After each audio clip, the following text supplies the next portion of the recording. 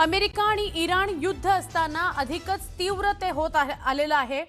Israeli संरक्षण दलानं दिलेल्या माहितीनुसार आता तेहरानसह लेबनॉनवर सुद्धा हल्ले सुरू करण्यात आलेले आहेत। या दोन्ही शहरांवर एकाच वेळी बॉम्ब हल्ले करण्यात येत आहेत। तेहरानचं संपर्क केंद्र उद्ध्वस्त करण्यात आलेलं आहे, तर एव्हिन जेलवर सुद्धा हल्ला करण्यात आलेला आहे। इकडे लेबनॉनमधील हिजबुल्लाच्या तळांवर अमेरिका आणि इस्रायलनं हल्ले केलेले आहेत।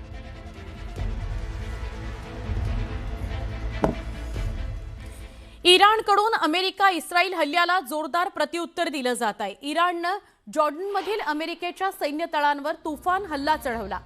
इस्रायलच्या तेल अवीवमधील केमिकल फॅक्टरीवरही इराणनं हल्ला केलेला आहे। कुवेतमधील अमेरिकेच्या लष्करी तळांना इराणनं टार्गेट केलेलं आहे।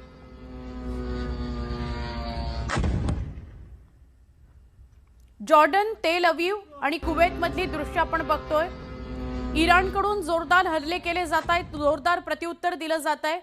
जॉर्डनमध्ये अमेरिकेचं तळ आहे, तेल अवीवमध्ये इस्रायल आणि यूएस बेसवर कुवेतमध्ये हल्ला झालेला आहे। इराणकडून हे हल्ले केले जात आहेत। अमेरिका आणि इस्रायलच्या तळांना लक्ष्य केलं जात आहे। अमेरिका आणि इस्रायलला नामोहरम करण्याचा सर्वतोपरी प्रयत्न इराणकडून होतो आहे।